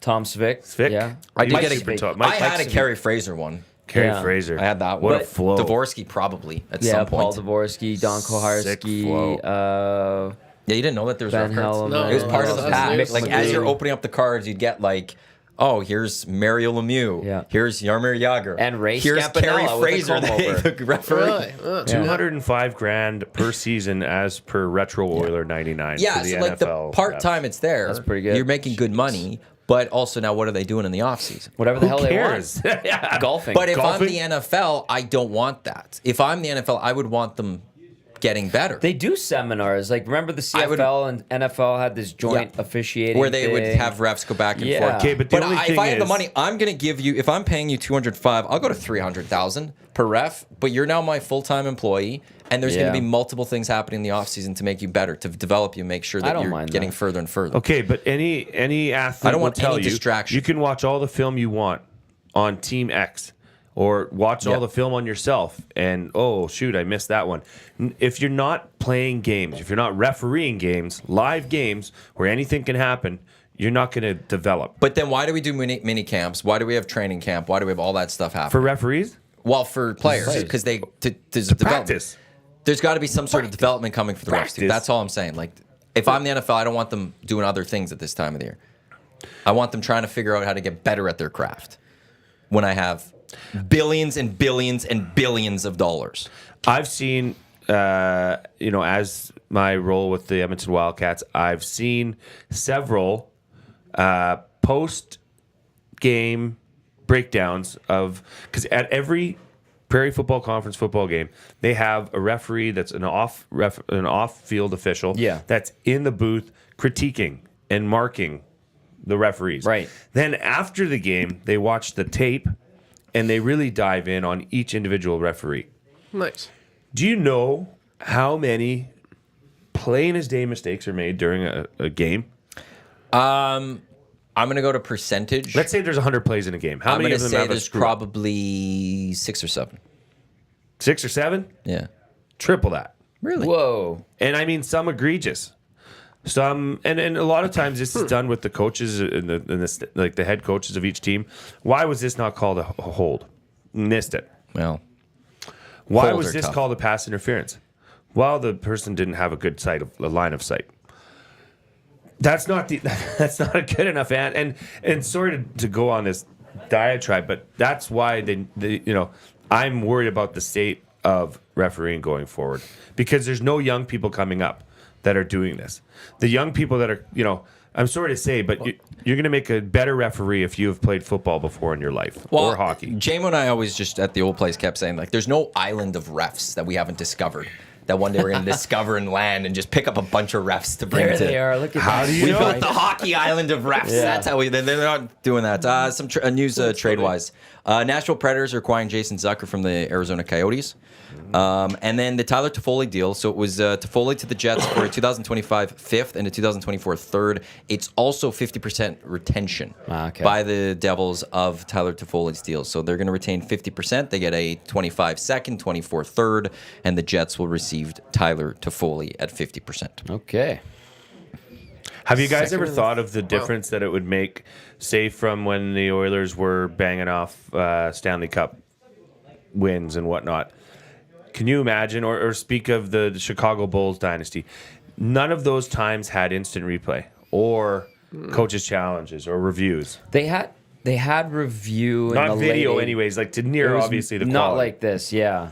Can you imagine? They reviewed the goal, the Brett Hall in the crease, didn't they? 99, but like And in they the screwed that even up. in the And they late screwed it 80s, up. early 90s, they was had in like the- a limited version of video review. Well, yeah. I mean, the Anaheim Ducks with Getzlaff or whoever it was lifting the pad of our goalie in the crease. Yeah.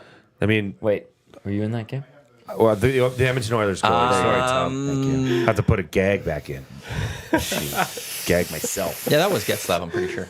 I think it was Kessler. I think it was was Kessler. Kessler. Thank you. From I the got you. Kessler Ranch. Are you saying like video replay's been bad or good? No. I'm not. I think it's great Because me and they Scott get it Laurie right. are having a discussion about soccer just today about how bad soccer one is right With now. VAR? VAR I is don't know. terrible. I don't. Not my thing. But in professional North American sports, I think it's great. But I wonder if you look back on the record books, if there are how many names Talk about aren't champions because of, you know what I mean? Like if you were to have the same technology you have now, take it back to some of these dynasties, I'm just saying it would be interesting to see how many of these calls would have made, one small change that led to a I know there would have been domino one effect. thing against the Yankees. What? Because there was that player, the kid caught the ball. Oh, right. And I don't remember which game that was. They ruled it was a a pretty home big run, game, right? and it was ruled a home run. And Yeah. there's no way that would have been ruled a home run if we had full. Yeah. If that. See, I like this one. Chaos never died. The Jordan push-off. Right? When he sealed it in Game Yeah. 7. No, If you look back on that, I mean, that was... I don't know if they'll there's- overturn that. There's no question. Oh, they would have been challenged. Yeah. There's no question his arm was extended when he pulled back for that jumper. They're gonna overturn that call in that moment. You don't think a referee would love to be in the spotlight and do that? You think a ref wants to go against Jordan? I'm just saying. It's a topic of conversation. It would change the landscape. Maybe Surveyor, YTT's not even here. maybe. Who knows? Could be an Surveyor illusion. Brett says, I wonder why young people don't want to ref. For profit minor hockey, parents and coaches are ruining it. Here. This is the EST Hangout presented by White Claw on NHL trade deadline day. Deadline coming up at 1 o'clock. Oil Stream Extended Edition coming up at 11 o'clock. Gager is here. They're probably watching F1 quali right now. They're laughing back there. They're having a real fun I think time we're out into there. Q2 at this moment. We don't have it on here because we've got trade deadline coverage on here. So I'll have to catch Lots up on going quali after. Tom Gazzola, EST Glue Guy, YouTube Trev, Matt Iwanyk with you here. We've got about 20 minutes left here in the Hangout for today. It does look like the Oilers will likely be done unless we get surprised. What is your grade at this moment of Ken Holland's deadline? Oh, am I supposed to go? Anyone? Any of you? B minus. I'll start with a B minus.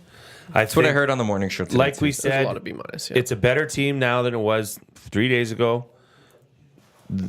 The needs that needed to be addressed were addressed. How can you say it was anything? Because I think a B and above is satisfactory and beyond. A C is you're not happy. I don't know how you could not be happy. And I you can see can't C plus for you people. can't say that Henrique Toffoli, like, forget about that. It's done. It's over. The Oilers have Adam Henrique. The Jets have Toffoli. That's done. The Oilers have addressed needs heading into the playoffs that they needed to address. So I don't see how it can be a C or below. My opinion.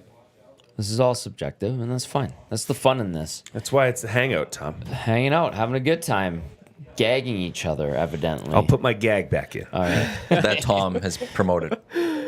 Endlessly. He keeps bringing it Oh up. my goodness. You're the one who said it. I'll You just brought it up. You just Yeah, brought, I mean, you just we're go into the it's gag. a running you know, like gag. It's, yes. Oh, Gene Principe would be no. so thrilled by you. That's my boy.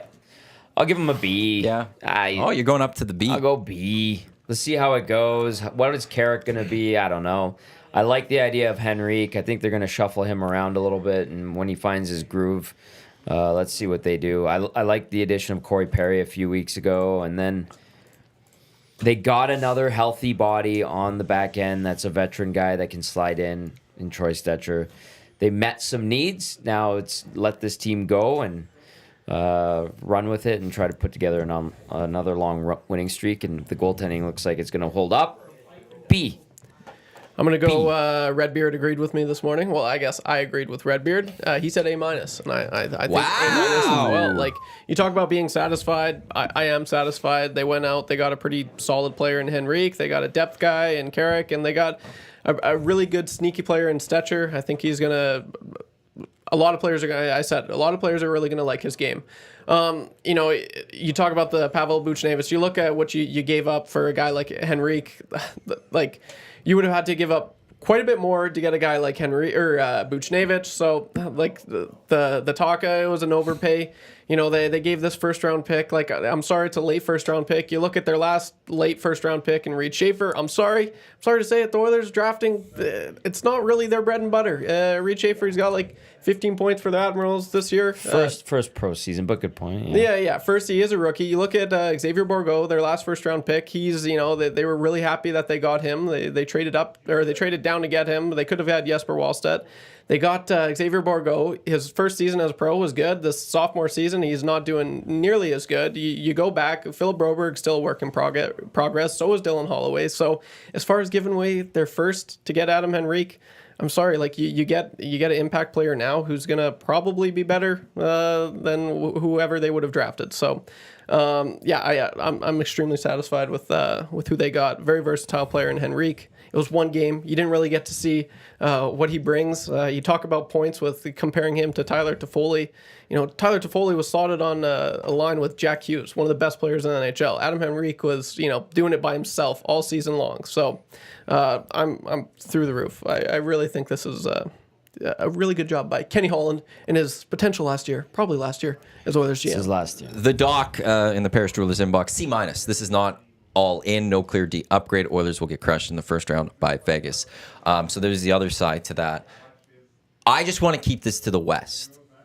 Who's done the best job at improving their team overall in the West? Is it the Vegas Golden Knights? Where do the Oilers fall into this?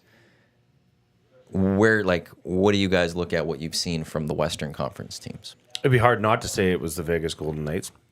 they've done it again. Mm-hmm. But Are they that much better that the Oilers should be concerned about that series if really the good. two meet? it's kryptonite for the Oilers thus far. So, yes, they should be concerned. And now that they've bolstered their lineup, yes, they should be concerned. But that's the way the ball drops. I'm not sure what else to say. They started, Tom, do you think there's any other team in the West that's done anything remotely? Winnipeg. Yeah. Well, yeah, Winnipeg. sure.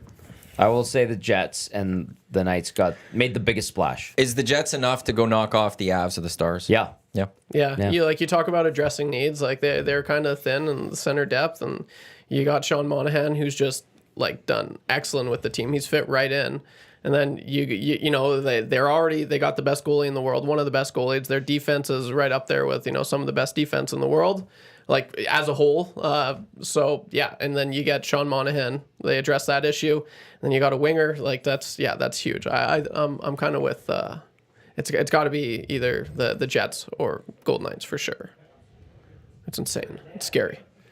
It really is. Going to Winnipeg. Yeah. Well, they ultimately have Connor Hellebuyck. Yeah. And that is just a great equalizer of anything. You get that hot goalie going, well, chances of him being hot through the playoffs is much greater than a lot of other goalies.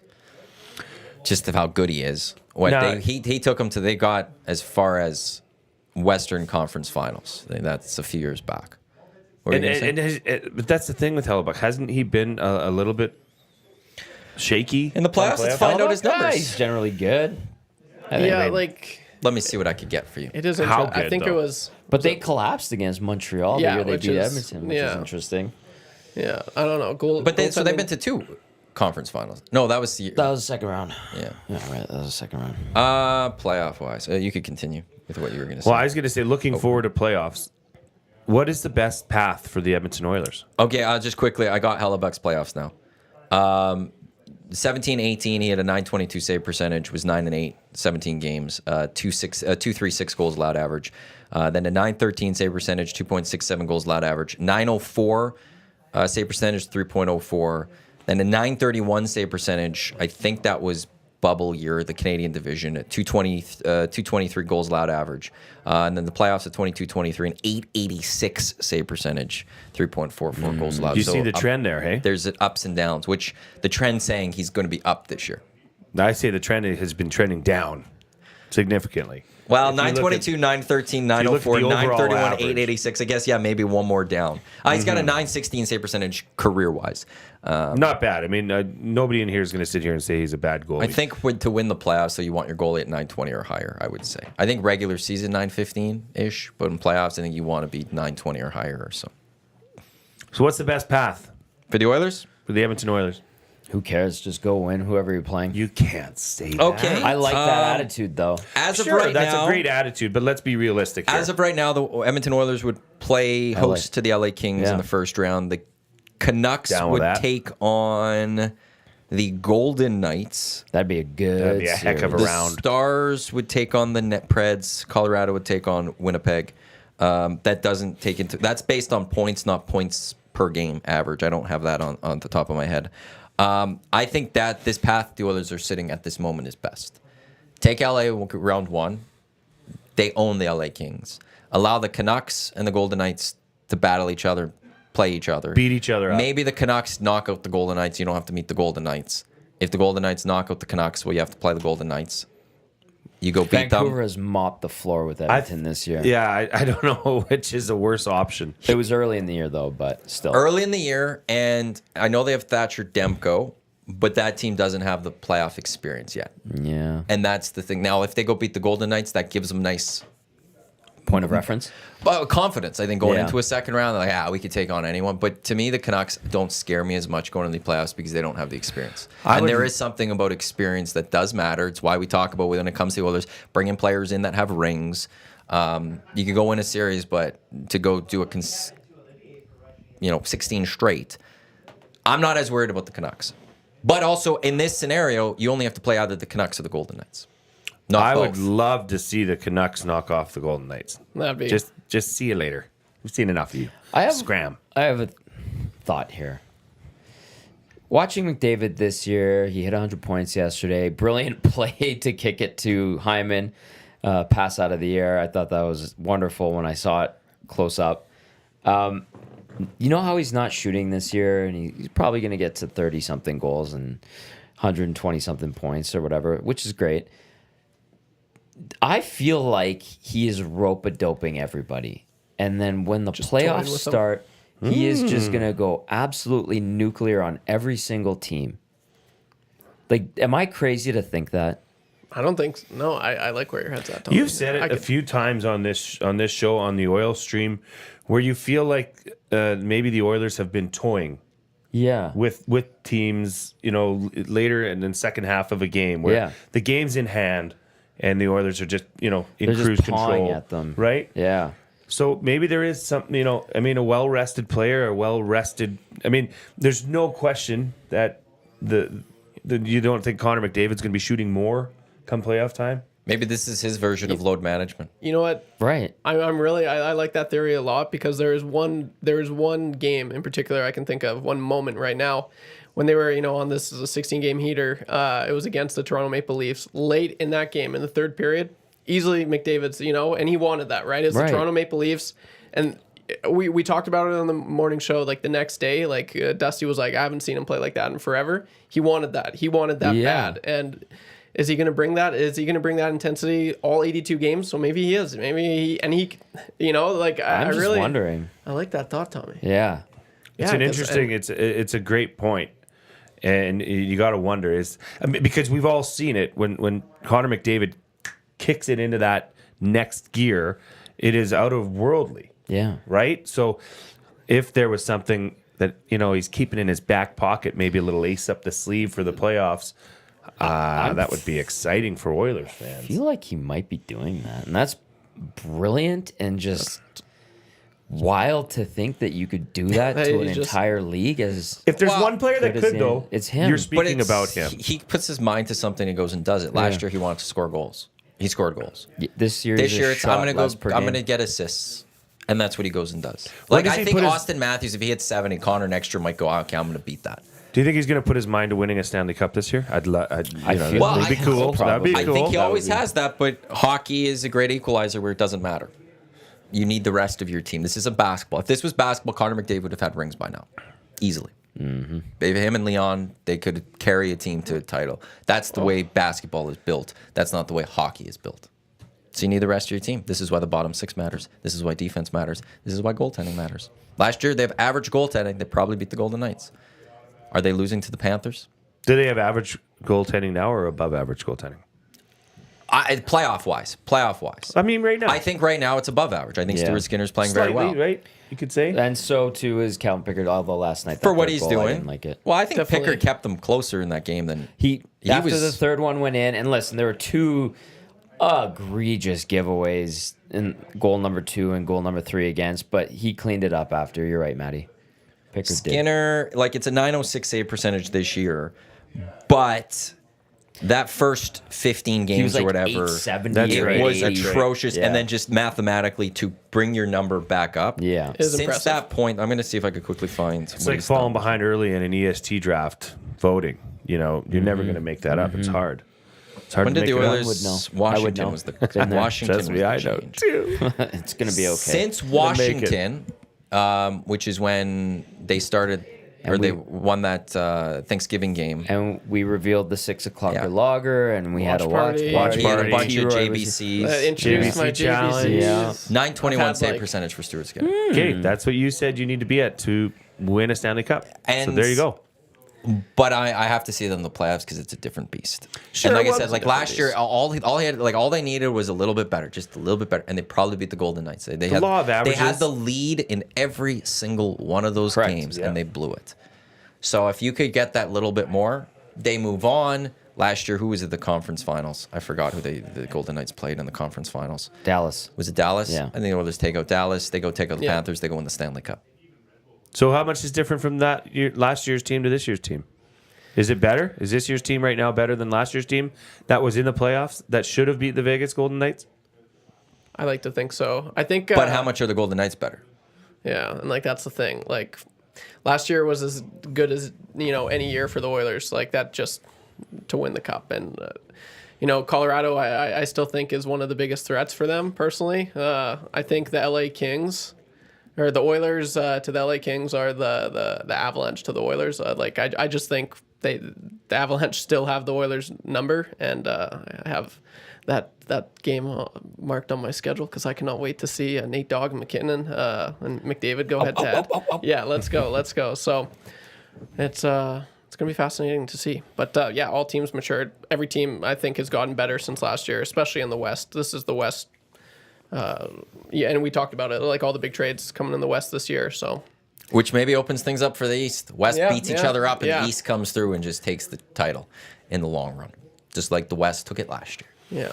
So as we're drawing to the end of the show here, Northside Sandwich says, do you actually think the Oilers are not even looking anymore and that they're coasting to the end of trade deadline? The answer to that would be yes. I would have to think that Holland's phone is always going to stay on, and you're still always going to make calls until the end, just in case. You're still going to stay somewhat. Do you think it's on vibrate, though? Do you think he's playing Clash of Clans? No. I think it's, like, I would say any GM not still making calls up to the deadline. I think you're not doing your job fully, just in case.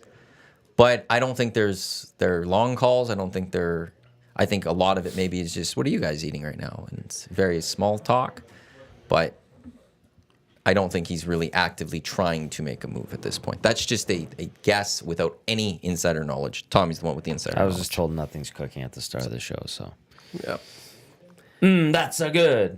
Maybe they're going to get Italian Center for some food. I'd love me a Where are they? Spicy Italian center. They're not far from 95th Street to go pick up from the OG. It's right there. It's the OG. There's something about the OG. They still have the got old the smells. display racks for Yes. produce and whatnot. The center pedestal. Yes. Like You don't that get burnt orange. You don't get rid of something that still works. No. Like the other ones are beautiful. Not in the good old way. They're that's massive. a good- They're clean. They're outstanding. But the OG is just perfection. Yeah, my grandparents didn't ever call it Italian Center Shop. They would Spinelli's. just say Spinelli's. Sure. That's how you know who the Italians are in the city. Yeah. They'll call it Spinelli's. They don't say Italian There you Center. go. You going to Spinelli's? going Give me to a Spinelli's. sandwich. Give me a sandwich. You got to go to the OG. Yeah, 95th I Street. was gonna say They have a little Italy. cafe It's a Little there. Italy. Very Yeah, small. yeah. Like it's a lot smaller. Yeah. 95th Street is like. It's by Como Right Stadium. by the stadium. Little Italy. Okay. Yeah, Little Italy. It's there. There's a it's Sorrentino's there. smaller, Very small, too. But you walk in, you're back in like the 80s Hey. in a sense of just Go the get small yourself grocery store feel, Yeah. right? And a Yeah. beats. And it's just, yeah. Yeah. I even when my grandparents would take me there, my Nona and Nona, I would just be like, man, it smells weird in here. My family church is right by there. Santa Maria Ready? No, we Oh, did was that Santa Ukrainian Catholic, St. Joseph's Cathedral. right. And it'd be often we'd be there and then we'd go stop at Your the center mom and is a stuff. phenomenal cook, by the way. Her She Italian's is. great. She also learned the One Ukrainian stuff so well. one thing that I just saw in the nasty chat that one said is actually probably something we should have talked about more, but hasn't been talked about. Corey Perry is on the Oilers going into this playoff run. Yep. That's a definite game changer. Yeah. Considering playoff experience, that playoff edge, being that agitator, and now that guy's on the Oilers. Yes. That's a big difference. Can't forget that. And when Evander Kane decides to engage in the game, that could be a difference maker as He's well. got a lot on his plate, I think. Oilers practice has Yeah, been moved up to 1:10 p.m. today. Oh, interesting. Well, they feel confident From who's two. taking the ice. From 2 They to feel confident 1:10 who's taking the ice then. Eastern. Yeah. There you go. So that's 11:10 our time. When that's happening, it'll be the Oil Stream. Extended edition of the Oil Stream coming up right here on Edmonton Sports Talk. The EST Hangout presented by White Claw Hard Seltzer. Our trade deadline coverage is coming to a close. Thank you for tuning in. For everyone who's messaged us in the Paris Jewelers inbox or the Nasty Chat. What are you pointing? Oh, the White Claws. White Claws. Well done. I also like how you wrote your notes on your hand Oh yeah, Dusty as was making opposed fun to of me like this morning. getting We have this thing called paper. and pens. You Yeah, can no, write but on it's that. quick. It's convenient. That's a guest and their phone Dallas Eakins number. right there. So if you want. Sick. Yeah. Yeah, like there's a lot. You could type it in your phone. Well, I see a pen. I don't have a paper in front of me. Do you have your phone near you? Go to contacts and add What's it right what's there. wrong with why does everyone have beef? What's bad about that? I'm not. It's you know, easier. so, I yeah. just- Serenity now. I think it's cool. There's nothing wrong with it, and I will continue to do it. Just be you, YTT. You Yeah, I'm not You giving be in woo. peer pressure. This is ridiculous. No, I like Happy this. International Women's Day from I don't see a problem with YTT it. and T-Roy. And T. Roy. Bye, That is a Troy. great Bye, hat. T. Roy. That is a great hat, Shorts, Troy. of course. I gotta call Dave Jamison back right away. He called me for some reason as we're still on the air. Thanks boy. thanks Jamo. Thanks for tuning in. Maybe he's breaking something. On behalf of Tommy, Jay, Trev, I'm Matt. Thanks for tuning in to the EST Hangout presented by White Claw Hard Seltzer. Trade deadline coming up at 1 o'clock. The oil stream is coming up next. Tommy's going to be in. It's going to be Nielsen. It's going to be Gager. A few of other people will be popping by. And if Ken Holland happens to speak today, we'll make sure we get that to you as well right here on Edmonton Sports Talk, on iHeartRadio, on TuneIn, on YouTube, and EdmontonSportsTalk.com. Again, thanks for tuning in the Hangout. Oil stream coming up next in just a few minutes. Let's go. There you go, right in front of the camera. First-time guest, long-time listener, fan of the original draft commissioner. Welcome to the EST Hangout presented by White Claw Hard Seltzer. The difference is clear. Matt Iwanyk, Tom Gazzola with here. Joining us today,